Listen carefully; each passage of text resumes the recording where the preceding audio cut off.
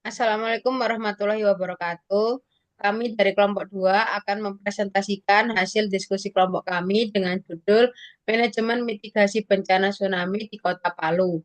Kelompok 2 beranggotakan saya sendiri, Titis Dewi Cahyani dengan NIM 059, Ahmad Ekanio, NIM 073, Anissa Kotrunada, NIM 077, Hamdan Almaki, NIM 085, Faisal Baihaqi NIM 090, Rara Saulina Agatha NIM 100. Latar belakang, Indonesia merupakan negara yang rentan terhadap berbagai bencana geologi, seperti gempa bumi, tsunami, dan erupsi gunung berapi. Bencana alam ini dapat menyebabkan kesusahan, kerugian, dan penderitaan.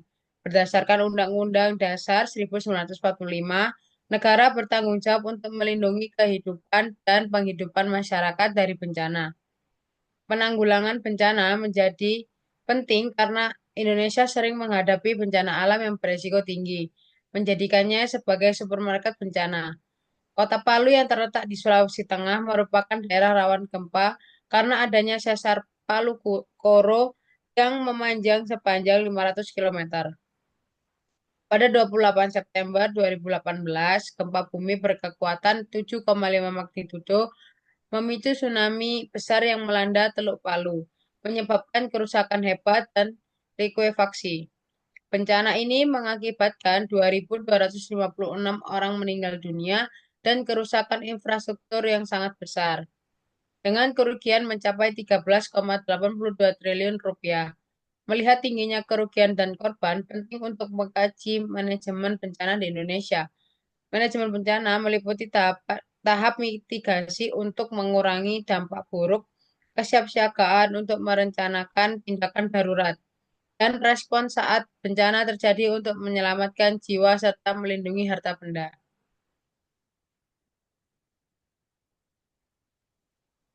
Peraturan mengenai penanggulangan bencana di Indonesia mencakup pembentukan Badan Nasional Penanggulangan Bencana dan Badan Penanggulangan Bencana Daerah.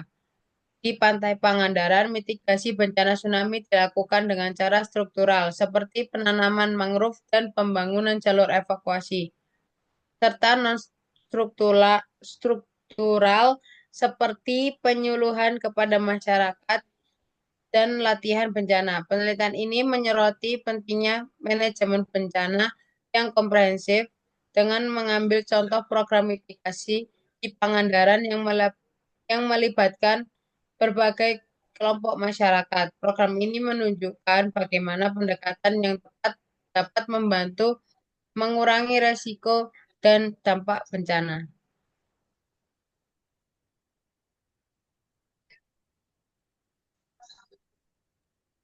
Metode.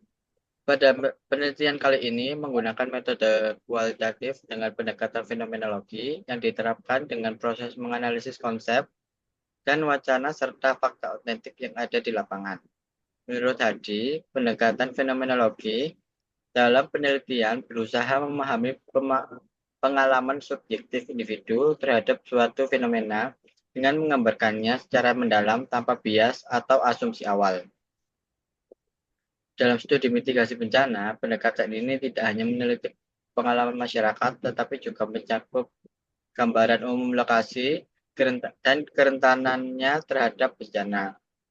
Hal ini penting untuk memahami konteks secara menyeluruh, sehingga strategi mitigasi dapat dirancang berdasarkan pengalaman nyata masyarakat dan kondisi spesifik wilayah yang rentan. Konsep yang akan dianalisis yaitu konsep manajemen mitigasi bencana pada pemerintahan Kota Palu. Kemudian, jenis data yang ada terdiri atas data primer, yakni dari strategi pemerintah dalam menangani korban bencana. Tujuan data tersebut sebagai bentuk dokumen pendukung dan hasil wawancara lapangan, teknik pengumpulan data yang dilakukan yaitu melakukan survei awal tentang manajemen bencana, menganalisis dan mengumpulkan dokumen terkait tata kelola dan kebijakan mitigasi, serta yang terakhir, menarik kesimpulan dari hasil analisis yang diperoleh.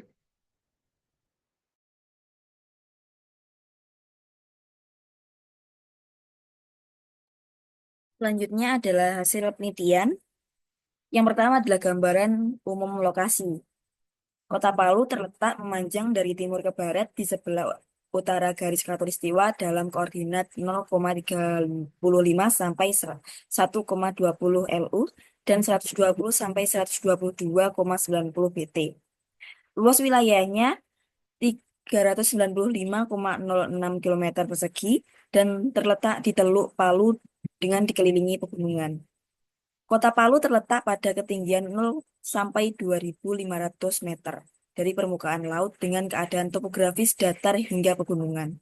Sedangkan dataran rendah umumnya di sekitar pantai.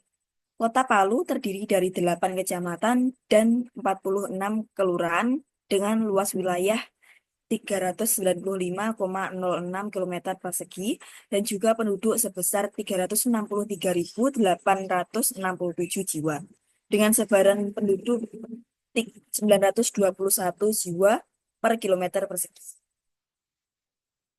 Kedua adalah kerentanan lingkungan.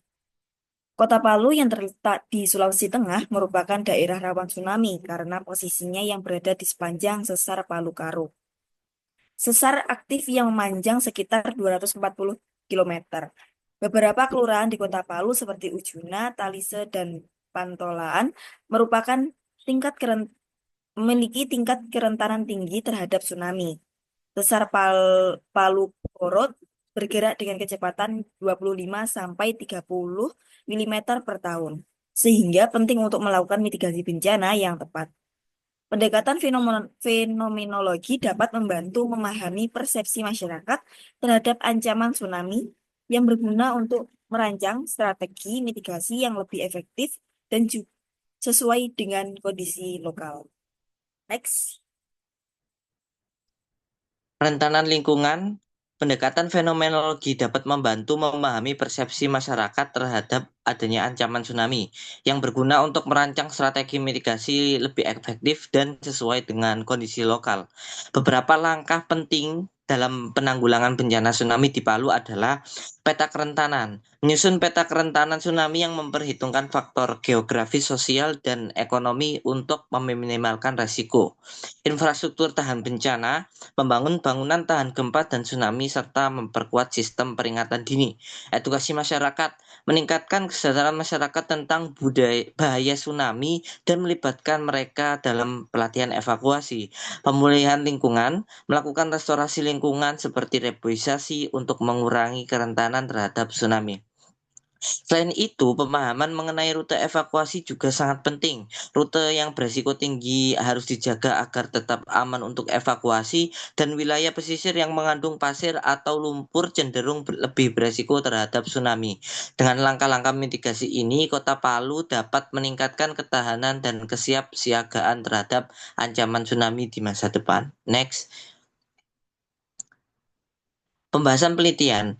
Penanggulangan bencana di Kota Palu ini diatur dalam Undang-Undang Nomor 24 Tahun 2007 yang mewajibkan pembentukan Badan Penanggulangan Bencana Daerah atau BPBD. BPBD memiliki peran penting dalam manajemen mitigasi bencana yang mencakup berbagai langkah seperti perencanaan, pengorganisasian, penyusunan pegawai, pengarahan, koordinasi, pelaporan, dan juga penganggaran.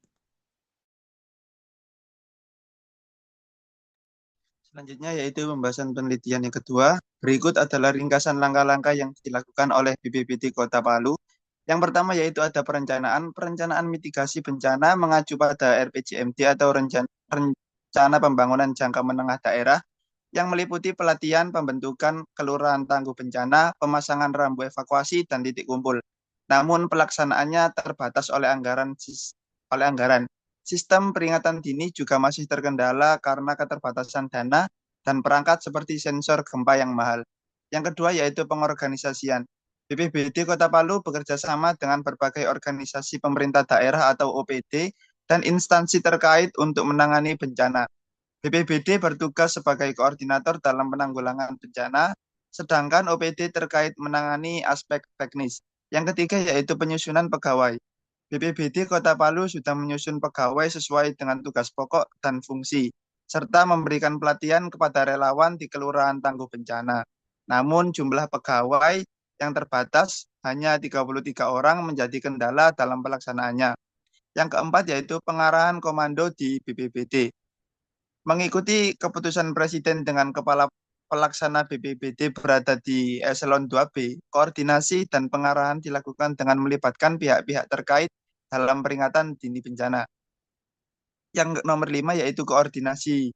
BPBD Kota Palu melakukan koordinasi dengan berbagai pihak, baik pemerintah, TNI, Polri, Basarnas, dan juga dinas-dinas terkait, maupun lembaga non-pemerintahan menggunakan berbagai saluran komunikasi seperti telepon, media sosial, dan lainnya. Yang nomor 6 yaitu pelaporan. BPBD memiliki sistem pelaporan rutin setiap bulan dan laporan khusus saat terjadi bencana.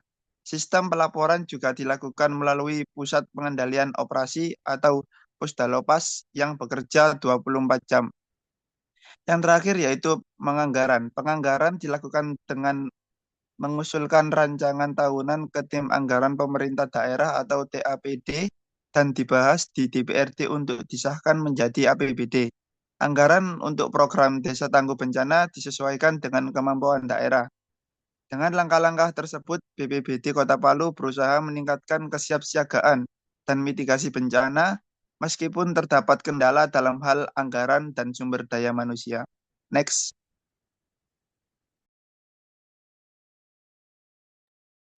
Selanjutnya yaitu kesimpulan dan saran. Untuk meningkatkan efektivitas mitigasi bencana di Kota Palu, beberapa langkah strategis perlu dilakukan. Salah satu prioritas utama adalah peningkatan anggaran dan fasilitas pendukung. Pemerintah pusat dan daerah harus mengalokasikan dana yang memadai untuk pengadaan rambu evakuasi, jalur evakuasi, serta sistem peringatan dini. Kerjasama dengan pihak swasta, organisasi internal, dan komunitas lokal juga perlu digalakkan untuk mempercepat penyediaan fasilitas ini. Selain itu, penguatan sumber daya manusia menjadi hal yang mendesak. Pelatihan berkala untuk meningkatkan kompetensi tenaga kerja BPBD dan BMKG harus dilakukan. Program rekrutmen berbasis kebutuhan juga penting untuk memastikan tenaga kerja yang memadai dan mampu menangani beban kerja yang terus meningkat. Partisipasi masyarakat dalam program mitigasi bencana harus diperkuat melalui pendekatan berbasis komunitas. Kampanye dan pelatihan tanggap bencana dapat melibatkan tokoh masyarakat, organisasi pemuda, dan lembaga pendidikan, sehingga menciptakan kesadaran kolektif yang lebih baik. Melibatkan masyarakat secara aktif dapat meningkatkan kesiapsiagaan saat bencana terjadi. Di sisi internal organisasi, sistem komando dan koordinasi antar unit kerja perlu ditingkatkan. Ketidakjelasan garis komando dan ekosektoral yang masih terjadi dapat diatasi dengan komunikasi yang lebih terstruktur dan transparan. Penerapan teknologi dalam manajemen krisis seperti sistem berbasis real-time akan membantu meningkatkan efisiensi komunikasi antar instansi.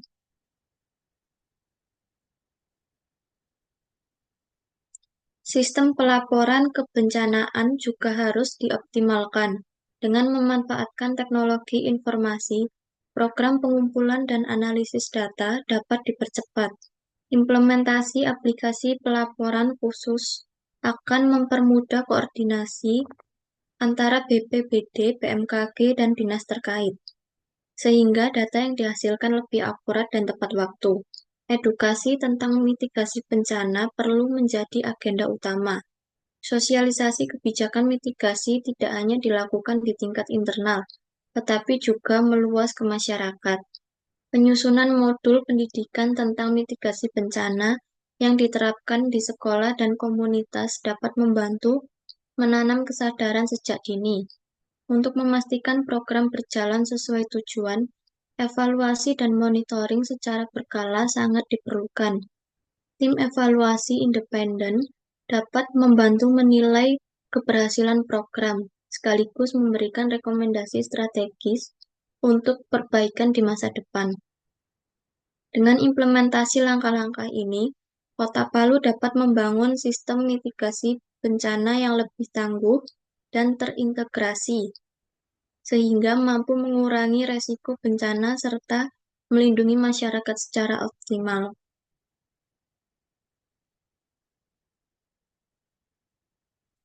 Berikut adalah poster mitigasi bencana kelompok kami. Sekian presentasi dari kelompok kami. Terima kasih.